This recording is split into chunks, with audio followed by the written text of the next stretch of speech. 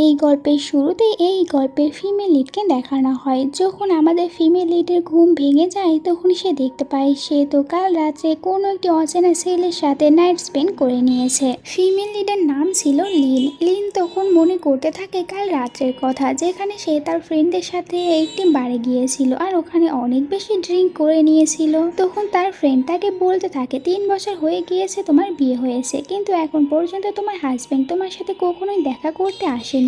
যাই হোক, চলো আমরা এখানে একটি গেম খেলি। যে এই গেমে হেরে যাবে সে ওখানে বসে থাকা হ্যান্ডসাম ছেলের কাছে গিয়ে তার বেল্টটি নিয়ে আসবে। আর এই গেমে তখন দেখা যায় লিন হেরে গিয়েছিল। এই কারণে শর্ত অনুযায়ী লিন তখন ওই হ্যান্ডসাম ছেলের কাছে আসে, যে ছিল আমাদের এই গল্পের মেন লিড, নাম ফুশান। এখানে তখন ফুশান লিনকে বলতে থাকে তুমি নিজে থেকে আমার কাছে এসেছো। এটা বলে সে তখন লিনকে নিয়ে এখান থেকে উঠে যায়। লিনকে হোটেল রুমে নিয়ে আসে, দুজনে এখানে নাইট স্পেন্ড করে নেয়। এখন লিন ভাবছিল আমার তো এখন পর্যন্ত ডিভোর্স হয়নি, এই জন্য আমি একে আমার ফেস দেখাতে পারবো না। লিন তখন একটি মাস্ক পরে এখান থেকে চুপি চুপি যেতে নিচ্ছিল, কিন্তু তখনই ফুশানের ঘুম ভেঙে যায় আর বলতে থাকে লিটল ফক্স তুমি আমাকে হাই না বলেই চলে যাচ্ছ।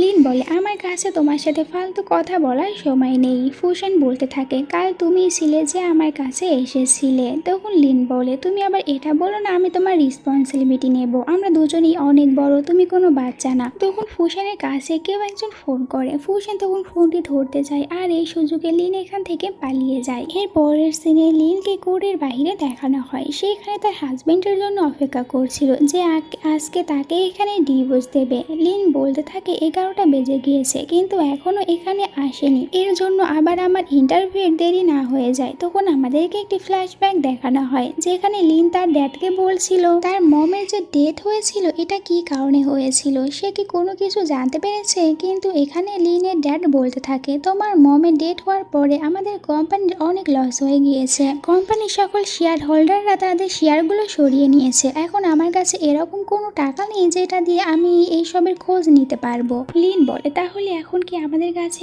আর কোনো উপায় নেই। লিনের ড্যাড বলে উপায় রয়েছে, তোমার মমের ডেথ হওয়ার আগে তোমার মম ফু ফ্যামিলির ছেলের সাথে তোমার বিয়ে ঠিক করেছিল, আর এখন যদি তুমি ফু ফ্যামিলির ছেলেকে বিয়ে করে নাও তাহলে আমাদের পক্ষে আবারও সম্ভব এই সব বিষয়ে খোঁজ নেওয়ার। এই কারণেই লিন তখন ওই ফু ফ্যামিলির ছেলেকে বিয়ে করে নিয়েছিল। এরপরে সিন পাস্টে আসে যেখানে একটি ছেলে আসে। এই ছেলেকে দেখার পর লিন বলতে থাকে তুমি এত দেরিতে কেন আসলে, তাড়াতাড়ি ভিতরে চলো আমাদেরকে ডিভোর্স নিতে হবে। ছেলেটি তখন বলতে থাকে মিস আপনার কোথাও ভুল হচ্ছে, আমি ফুশান না, আমি ফুশানের অ্যাসিস্ট্যান্ট, বস কিছু কাজের জন্য আসতে পারেনি। এটা শুনে তো লিন অনেক রেগে যায়, কিন্তু বস এখানে ডিভোর্স ব্যাপারে সব কিছু একদম পুরোপুরি রেডি করে দিয়েছে।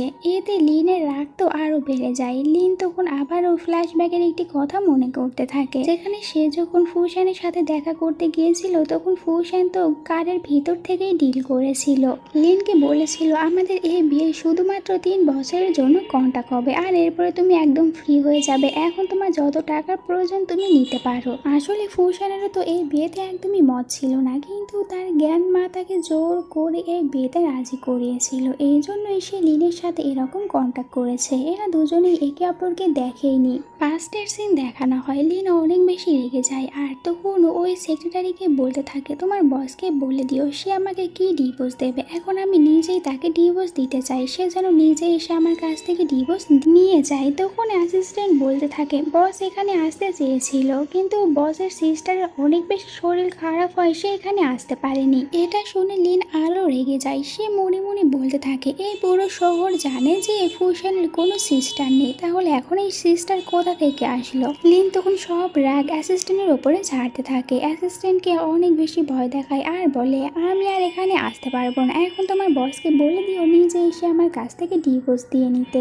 এটা বলে লিন ওখান থেকে চলে যায় আর অ্যাসিস্ট্যান্ট তখন বলতে থাকে এই মেয়েটি তো অনেক বেশি রাগী। এরপরে লিন তাড়াতাড়ি করে ফু কোম্পানিতে চলে আসে ইন্টারভিউ দেওয়ার জন্য, আর সে এত তাড়াতাড়ি এসেছিল যে ওখানে থাকা একটি মেয়েকে না দেখে তাকে ধাক্কা দিয়ে লিফটে উঠে যায়। এই মেয়েটি তখন অনেক রেগে যায় আর বলে এই মেয়েটির সাহস কিভাবে হয় আমাকে ধাক্কা দিয়ে চলে যাওয়া। লিন লিফটের ভিতরে শ্যানকে দেখতে পায়, শ্যানকে দেখে ভাবতে থাকে এখানে কি করছে। এরপরে নিজের মুখ লুকাতে থাকে আর মনে মনে বলছিল আমি তো মাস্ক পরে নিয়েছিলাম, এই জন্য এ আমাকে এখানে চিনতে পারবে না। কিন্তু শ্যান তাকে প্রথম দেখায় চিনতে পেরেছে আর বলে লিটল ফক্স আমাদের এত তাড়াতাড়ি দেখা হয়ে গেল। লিন বলে তুমি এসব এসব কি বলছো? আমার একটি সুন্দর নাম রয়েছে। শ্যান বলে, তাহলে তোমার নাম কি? লিন তখন শ্যানকে তার নামটি বলে দেয় আর এরপরে লিফট খুলে গেলে সে ওখান থেকে চলে যায়। লিন চলে যাওয়ার পরে শ্যান তার ম্যানেজারের কাছে ফোন করে আর বলতে থাকে লিন নামের যে মেয়েটি ইন্টারভিউ দিতে যাবে তাকে যেন এই জবে রেখে দেওয়া হয়। লিন ভিতরে ইন্টারভিউ দেওয়ার জন্য চলে আসে। এখানে যে এমপ্লয়ারি লিনের ইন্টারভিউ নেবে সেখানে লিনকে দেখার পর তার মনে পড়ে একটু আগে এই মেয়েটি তাকে ধাক্কা দিয়ে চলে এসেছে। মেয়েটি তখন বলতে থাকে আমি ভাবিনি এত সহজে এ আমার হাতে চলে আসবে।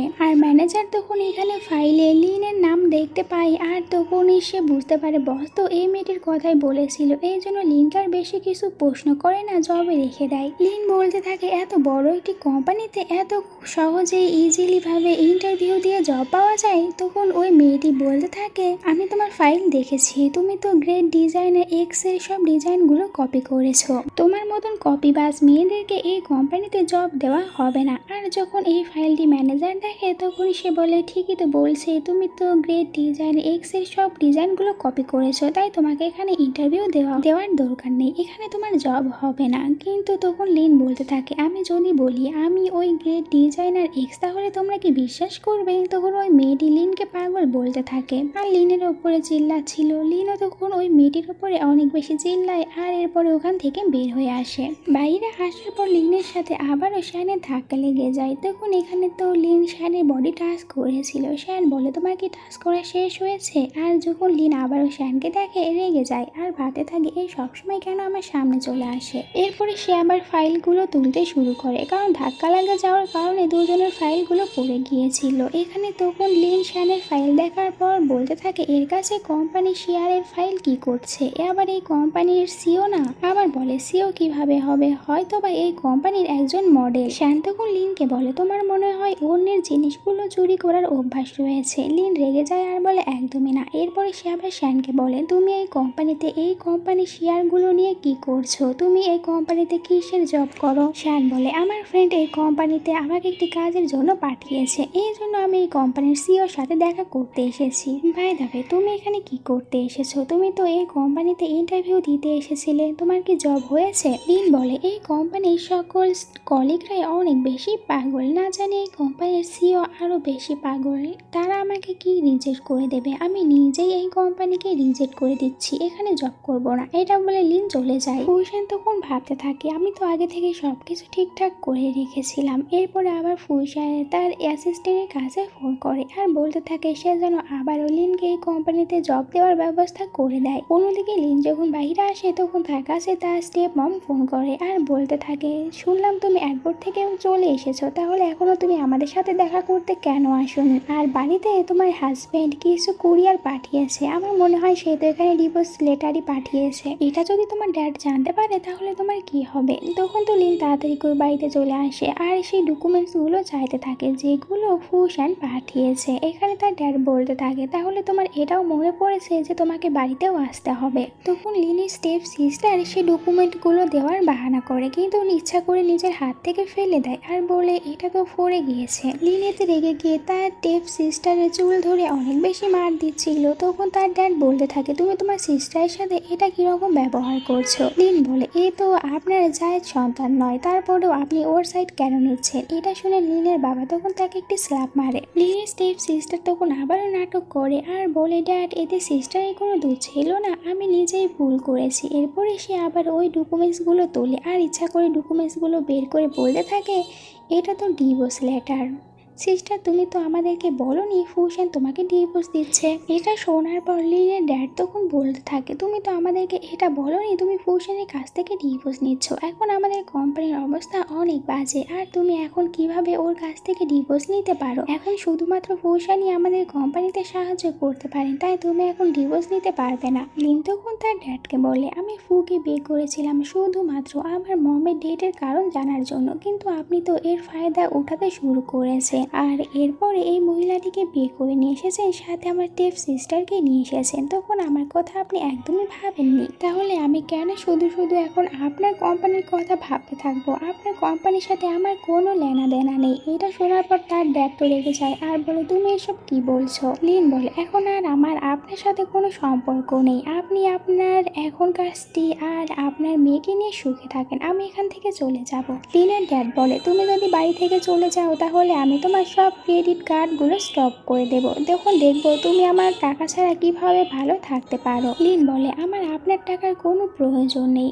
আমি তো উল্টো এখান থেকে যাওয়ার পর আরো অনেক হ্যাপিভাবে নিজের জীবনটি কাটাতে পারবো। এরপরে লিন ওখান থেকে চলে আসে। বাইরে আসার পর লিনের কাছে একটি মেসেজ আসে। সে জানতে পারে তার কোম্পানিতে জব হয়ে গিয়েছে। লিন এতে খুশি হয়ে যায় আর বলতে থাকে, এখন তো আমার কাছে একটি জব আছে, এই জন্য আমি এখন অনেক ভালোভাবে আমার মমের ডেটের সম্পর্কে খোঁজ নিতে পারবো। তখনই এখানে শ্যান চলে আসে। শ্যানকে দেখার পর লিন আবারও রেগে যায়। শ্যান লিনকে জিজ্ঞাসা করে, তুমি এখানে কি করতে এসেছো? লিন বলে, এটা তো আমি তোমাকে জিজ্ঞাসা করব, তুমি কেন সবসময় আমি যেখানে যাই ওখানেই যাও, আবার আমাকে কোথাও ফলো করছো না? আসলে আমি তো এখানে আগে জব করতাম, কিন্তু এখন আমার অনেক বড় একটি কোম্পানিতে জব হয়ে গিয়েছে, এই জন্য আমি এই জবটি ছেড়ে দিয়েছি, কিন্তু তুমি এখানে কি করতে এসেছো? শ্যান বলে, আমার ফ্রেন্ড আমাকে এখানে পাঠিয়েছে কিছু গুরুত্বপূর্ণ কাজ করার জন্য। এটা বলার পরে সে তো লিনের দিকে ক্লোজে যায় আর বলে, তোমার উচিত আমাকে কিছু দেওয়া। লিন তখন তার পাটি দিয়ে শ্যানের পায়ে অনেক জোরে পাড়া দেয় আর এতে তখন শ্যান অনেক ব্যথা পায়। বলে, তুমি কি পাগল হয়েছো? লিন বলে, আমার কাছে আসলে তোমাকেও তো কিছু দিতে হবে। তখনই লিনের স্টেপ মম এসে লিনের ব্যাগগুলো বের করে দেয় আর বলে, এখন এখান থেকে যাসনি, তাড়াতাড়ি চলে যা। লিন এখানে শ্যানের সামনে অনেক লজ্জা পেয়ে যায়, তাই শ্যানকে বলতে থাকে, তুমি এখানে ইচ্ছা করে এসেছো যাতে করে আমার মজা দেখতে পারো। শ্যান বলে, তুমি ভুল ভাবছো।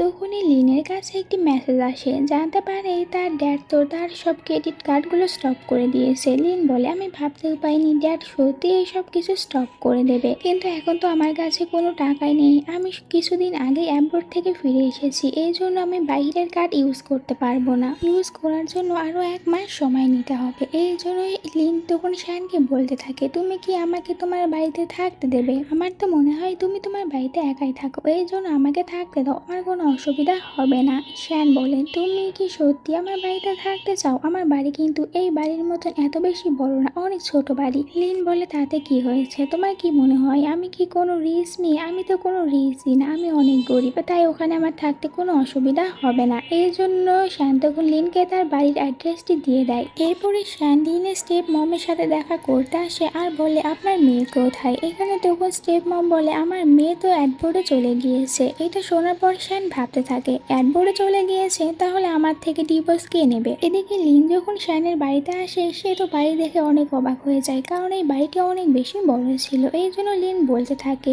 মডেলরাও কি অনেক বেশি টাকা ইনকাম করে যে এত বড় একটি বাড়িতে থাকতে পারে? একটু পরে বাড়িতে শ্যান চলে আসে। শ্যান লিনকে বলে, বাড়িটি তোমার কাছে কেমন লেগেছে? কোনো অসুবিধা হবে না তো? তখন লিন বলে, আমি তো ভাবতেও পারিনি তোমার এত বড় একটি বাড়ি রয়েছে, আমি মনে করেছিলাম অনেক ছোট বাড়ি হবে। শ্যান বলে, এটা আমার না, এটা আমার ফ্রেন্ডের বাড়ি, আমাকে এখানে থাকতে দিয়েছে। লিন বলে, তাই বলি, তোমার এত বড় একটি বাড়ি কিভাবে হয়? এরপরে শ্যান লিনের ক্লোজে যায় আর বলতে থাকে, এখন বলো তুমি আমাকে কবে বিয়ে করার কথা ভাবছো? এটা শোনার পর তখন লিন বলতে থাকে, কেন বিয়ে করার পর তুমি কি তোমার ফ্রেন্ডের টাকাগুলো দিয়ে আমার ইচ্ছা পূরণ করবে? দুজনের ভিতরে এখানে একটি রোমান্টিক সিন তৈরি হতে নিচ্ছিল, কিন্তু তখনই এখানে শ্যানের অ্যাসিস্ট্যান্ট চলে আসে। শ্যান তখন আবারও তার অ্যাসিস্ট্যান্টকে রুম থেকে বের করে দেয়। পরের দিন শ্যান লিনকে তার কারে করে কোম্পানিতে নিয়ে আসে। এখানে আসার পর তখন লিন বলতে থাকে, তুমি আমার সাথে এই কোম্পানিতে কেন এসেছো? শ্যান বলে, আমার কিছু ফাইল দেওয়ার ছিল, এই জন্য এসেছি। শ্যান বলে, কেন তোমার কি আমার সাথে এই কার করে আসতে কোনো অসুবিধা হয়েছে? লিন বলে, তোমার কারটি দেখতে অনেক বেশি সুন্দর, আর কেউ যদি এর ভিতর থেকে আমাকে বের হতে দেখে তাহলে বলবে তো আমি অনেক রিচ, তাই এখান থেকে তাড়াতাড়ি চলে যাও। তখনই এই কোম্পানির ওই কলিগটি, যার নাম সুজি, সে লিনকে এভাবে বের হতে দেখে, তাই একটি ছবি তুলে রাখে আর আর যখন লিন এখান থেকে চলে যায় তখন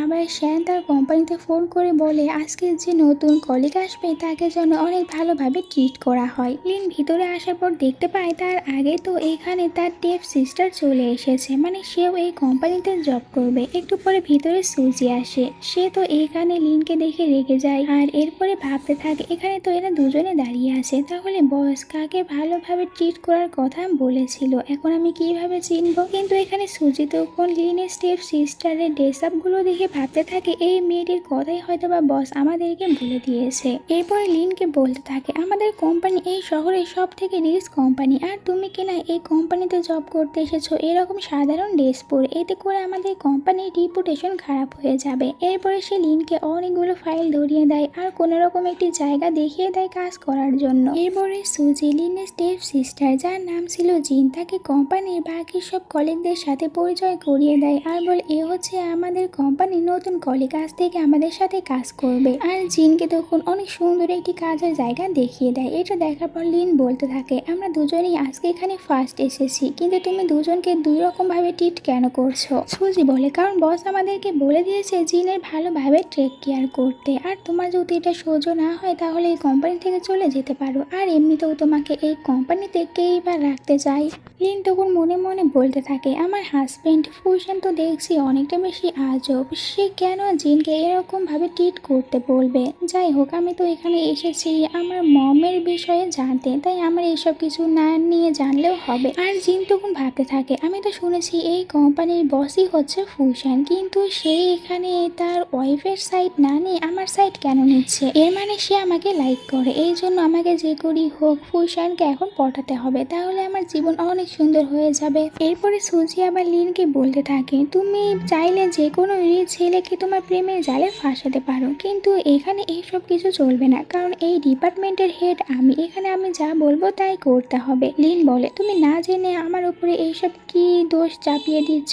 তখন আবার সুজি ওই ফটোটি সবাইকে দেখিয়ে দেয় যেখানে লিন একটু আগে শ্যানের কারের ভিতর থেকে বের হয়ে এসেছিল। এটা দেখার পর সকল কলিগরাই তখন বলতে থাকে তুমি তো অনেক বাজ, তোমার মতন গরিব মেয়েদেরকে এই কোম্পানিতে জব করার কোনো অধিকার নেই, তুমি চাইলে এখান থেকে চলে যেতে পারো। তখন সুজি আবার লিনের সব ডিজাইন গুলো তার দিকে ছুঁড়ে মারে আর বলে এখন এগুলো উঠাও আর নিজের কাজ করতে যাও। লিন যখন এই সবগুলো তুলছিল তখন আবার সুজি ওগুলোতে পাড়া দিয়ে ধরে আর বলতে থাকে তোমার তো অনেক বেশি ইচ্ছা সব ডিজাইন গুলো কপি করার, তাহলে কেন না তুমি এখানে বসে আবারও কপি করো। লিন বলে এতে করে কোম্পানি আর তোমাদের সবার সময় নষ্ট হবে। সুজি এতে আরো রেগে যায়। জিন বলে তুমি আমার কাছ থেকে ক্ষমা চাও, তাহলে আমি তোমাকে সাহায্য করতে পারবো। লিন বলে এটা তো তুমি স্বপ্নেই দেখে যাও। এতে জিন রেগে যায় আর কোম্পানির সকল কলিগদেরকে বলতে থাকে লিন আগে থেকেই ম্যারিড, আর এখন আমাদের এই ডিপার্টমেন্টের হেড তো দেখালো সে একটু আগে বাইরে একটি ছেলের সাথে ফ্লার্ট করছিল, এই আগে থেকে এরকম, এই জন্য তোমরা সবাই এর কাছ থেকে দূরে থেকো, না জানি কবে আবার এ তোমাদের হাজবেন্ডকে ফাঁসিয়ে নেয়। এরপরে আবারও লিনকে বলে আমার কাছ থেকে ক্ষমা চাও। লিন তো ক্ষমা চাচ্ছিল না, এই জন্য সে তখন একটি কাঁচের গ্লাস নিচে ফেলে দেয় আর বলে ক্ষমা চাও না হলো এগুলো পরিষ্কার করো। লিন এটাও পরিষ্কার করবে না, তখন সকল কলিগরা লিনকে জোর করে ওই কাঁচের গ্লাসের উপরে হাত রাখার চেষ্টা করছিল আর তাকে অনেক বেশি বুলিং করছিল। তখনই এখানে শ্যান চলে আসে, সবাইকে বলে তোমরা এসব কি করছো, তোমাদেরকে কোম্পানি থেকে ফায়ার করা হচ্ছে। সুজি তখন আবার শ্যানকে বলতে থাকে তুমি এখানে কি করছো, আর তুমি জানো আমি এই কোম্পানির কে, তাহলে তুমি আমাকে এই কোম্পানি থেকে কিভাবে ফায়ার করতে পারো। তখনই ওখানে শ্যানের অ্যাসিস্ট্যান্ট চলে আসে। অ্যাসিস্ট্যান্টকে দেখার পর সুজি তখন অ্যাসিস্ট্যান্টকে মিস্টার ফু ভেবে নেয় আর বলতে থাকে আমাদের এখানে কোনো দোষ ছিল না, এই সব কিছু লিন ইচ্ছা করে করেছে, লিন আমাদেরকে এখানে ফাঁসাতে চায়, এই জন্য ইচ্ছা করে এইসব কিছু করেছে। সকল কলিগরাও তখন এখানে লিনকেই দোষারোপ করছিল। এই সব কিছু শোনার পর অ্যাসিস্ট্যান্ট তো অনেকটা বেশি বিব্রত হয়ে যায় আর তখন বলতে থাকে বস এখন আমি কি করব। ফুশান তার অ্যাসিস্ট্যান্টকে বলতে থাকে এখন তুমি এখানে আমার আইডেন্টি রিভিল হতে দিও না, তুমি এখন যে করি হোক এই পরিস্থিতি হ্যান্ডেল করে নাও। এই জন্য অ্যাসিস্ট্যান্ট তখন লিনকে বলতে থাকে মিস লিন তুমি আমার সাথে এক্ষুনি আমার কেবিনে আসো। এটা শোনার পর সুজিতা অনেক খুশি হয়ে যায় আর মনে মনে ভাবতে থাকে এবার দেখো লিন তোমাকে কোম্পানি থেকে কিভাবে ফায়ার করতে হয়। লিন চলে যাওয়ার আগে শ্যানকে বলতে থাকে তোমার সাথে আবারও দেখা হয়ে গেল, তুমি কি এখানে ইচ্ছা করে এসেছো। শ্যান বলে মোটেও না, আমি এই কোম্পানির বসের অ্যাসিস্ট্যান্ট, তাহলে আমি এখানে কেন আসবো না। এরপরে লিন ভিতরে করে এসে অ্যাসিস্ট্যান্টের সাথে দেখা করে আর মনে মনে ভাবছিল তাহলে এই হচ্ছে মিস্টার ফু, যার সাথে আমি 3 বছর আগে কন্ট্যাক্ট বিয়ে করেছিলাম। লিন তখন অ্যাসিস্ট্যান্টকে বলতে থাকে, মিস্টার ফু আমি এসব কিছু করিনি, আপনি চাইলে সিসিটিভি ফুটেজ চেক করতে পারেন। তখন অ্যাসিস্ট্যান্ট বলতে থাকে, আমি জানি তুমি এসব করনি আর তুমি অনেক চালাক একটি মেয়ে। এটা বলে অ্যাসিস্ট্যান্ট তখন লিনের পিছনে চলে যায় আর তাকে টাচ করতে যাচ্ছিল। এটা দেখে শ্যান রেগে তাড়াতাড়ি করে অ্যাসিস্ট্যান্টকে সরিয়ে দেয়। দুজনকে এভাবে দেখার পর লিন তো তখন অন্য কিছুই ভেবে নেয় আর তখন অ্যাসিস্ট্যান্ট শ্যানকে বলতে থাকে, বস আপনি অন্য কিছু ভেবে নিয়েছেন। এরপরে শ্যান লিনকে একটি পেন ড্রাইভ দেয় আর বলে, এটা দিয়ে তুমি এখন নিজেকে নির্দোষ প্রমাণ করতে পারবে, এর ভিতরে সব প্রমাণ রয়েছে। লিন বলতে থাকে, আচ্ছা তোমাদের দুজনের ভিতরে সম্পর্কটা কি রকম? শ্যান বলে, অনেক ভালো, আমরা দুজনে তো অনেক ভালো ফ্রেন্ড। আর নিজের নাম তখন তার অ্যাসিস্ট্যান্টকে দিয়ে বলে, ইনি হচ্ছেন মিস্টার ফু, আমার বস। এরপরে বলতে থাকে, বস আমি কি ঠিক বলছি? তখন অ্যাসিস্ট্যান্ট বলে, হ্যাঁ আমরা দুজনে অনেক ভালো ফ্রেন্ড। কিন্তু এরপরেও তো লিনের মাথায় অন্য সব কিছুই ঘুরছিল আর বলতে থাকে, এখন আমি বুঝতে পেরেছি কেন বিয়ের 3 বছর পরেও মিস্টার ফুশান আমার সাথে একবারও দেখা করতে আসেনি। এরপরে শ্যান ওই পেন ড্রাইভটি আবার অ্যাসিস্ট্যান্টকে দিয়ে বলে, মিস্টার ফুশান এতে আমার নির্দোষ হওয়ার প্রমাণ রয়েছে, আপনি এটা চেক করে নেবেন। তখন অ্যাসিস্ট্যান্ট বলতে থাকে, তাহলে এখন তুমি কি করতে চাচ্ছ ওদের সাথে? লিন বলে, কিছুই না, আমি শুধু আমার ডিপার্টমেন্ট চেঞ্জ করতে চাই। এতে অ্যাসিস্ট্যান্ট বলে, ঠিক আছে, আজ থেকে তোমাকে ডকুমেন্ট ডিপার্টমেন্টে শিফট করা হচ্ছে। এটা বলে ওখান থেকে অ্যাসিস্ট্যান্ট চলে যায় আর তখন লিন ভাবতে থাকে, এতে করে আমার জন্য অনেক ভালো হলো, আমি এখন ডকুমেন্ট ডিপার্টমেন্টে থেকে আমার মায়ের সম্পর্কে আরো ভালোভাবে জানতে পারবো। শ্যান দেখতে পায় লিন তার হাতে আঘাত পেয়েছে, এই জন্য বলে, তুমি তো তোমার হাতে আঘাত পেয়েছো। লিন বলে, এটা অনেক ছোট একটি আঘাত, আমার কিছুই হবে না। কিন্তু এরপরেও শ্যান তখন ওখান থেকে মেডিসিনের বক্সটি বের করে, যেটা দেখার পর লিন বলতে থাকে, আসলে তুমি কে, তোমার আসল পরিচয় কি? তুমি কিভাবে যে কোনো সময় সিওর অফিসে আসতে পারো, আবার সিওকে না বলে এখান থেকে মেডিসিন বক্সও নিয়ে নিতে পারো? শ্যান বলে, তোমাকে তো আগেই বলেছি আমি বসের অনেক ভালো ফ্রেন্ড, এই জন্য আমি এইসব কিছু অনুমতি ছাড়াই নিতে পারি। আর এখানে লিন তখন দেখা যায় যে অ্যাসিস্ট্যান্টের অনেক বেশি প্রশংসা করছিল। লিনের মুখ থেকে অ্যাসিস্ট্যান্টের এত বেশি প্রশংসা শোনার পরে শ্যানের অনেক জেলাস হচ্ছিল, এই জন্য সে তখন লিনের হাতটি ধরে নেয় আর বলে, তুমি কেন বসের এত বেশি প্রশংসা করছো? লিন বলে, আমি দেখো আজকে এই কোম্পানিতে জয়েন করেছি আর তুমি যদি এভাবে আমার হাত ধরে রাখো তাহলে এই কোম্পানিতে আমার রেপুটেশন খারাপ হয়ে যাবে। এটা বলে লিন তখন শ্যানের কাছ থেকে তার হাতটি ছাড়িয়ে নিয়ে ওখান থেকে চলে যায়। আর এখানে এই ড্রামাটির ফার্স্ট এপিসোড শেষ হয়ে যায়। তোমরা যারা এই ড্রামাটির লাস্ট এপিসোড দেখতে চাও তারা তাড়াতাড়ি চ্যানেলটিকে সাবস্ক্রাইব করে নাও। Bye bye.